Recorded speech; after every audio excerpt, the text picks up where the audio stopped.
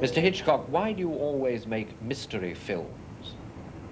Well, life is a big mystery, isn't it? It always has been. I think people are intrigued by mystery to find out about things they don't know anything about. That's a mystery. But surely not as sensational as you make it seem. Life is more sensational. I would say that, how does one describe drama?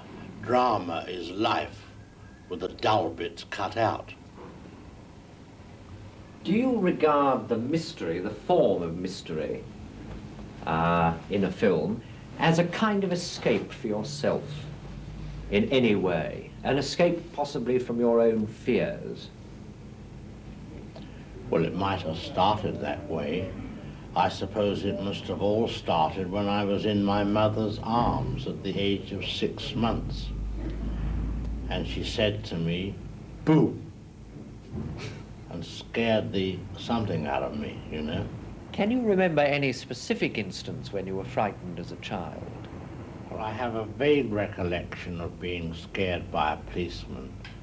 I think that when I was probably about 4 or 5 years of age, being sent with a note to the local police station and being shut in a cell as a punishment for some mishap or I don't even know what it was for. I was probably unjustly incarcerated at the time.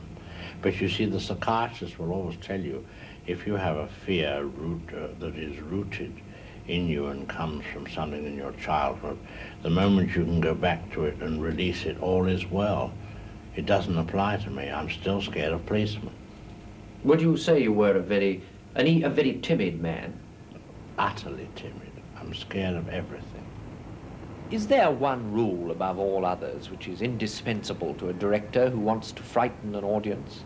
I think he should understand the psychology of audiences. He should also know that audiences love to enjoy the very thing that they have built in, and that's fear that all started when the mother said boo. But for some inexplicable reason, they like to, how shall I say, put their toe in the cold water of fear to see what it's like. That's why they go for rides on switchbacks and scream and then get off giggling. Little girls go on swings. They go higher and higher. And suddenly, when they get too high, they get scared and come down again. They're all trying it out. Your new film is called Psycho.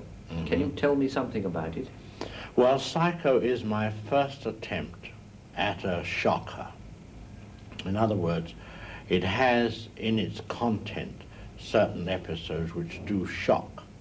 In some sense, it could be called a horror film, but the horror only comes to you after you've seen it, when you get home in the dark. But can you be more specific? Is it about a particular kind of man? Well, the broad idea is a young man, played by Anthony Perkins, who runs a small motel, about a 12-unit, a rather cheesy affair, really. And in an old house behind the motel is his mother, and she, I'm afraid, is homicidal. He should put her away, but he loves her too much. So you can imagine what happens to the guests at the motel. You once told me that actors were cattle to be shoved about. I wonder if you'd care to enlarge on that. You mean you want to make them larger cattle than they are? No. Well, I don't, that's really a joke. But they're children, you know, and invariably the problem one always has with actors is coping with their ego. But they have to have the ego, and they have to be ultra-sensitive, otherwise they wouldn't be able to do what is asked of them. You invariably appear in your own films, Mr. Hitchcock. Have you ever been tempted to become an actor yourself? Nothing so low as that. Mr. Hitchcock, thank you very much. Delighted.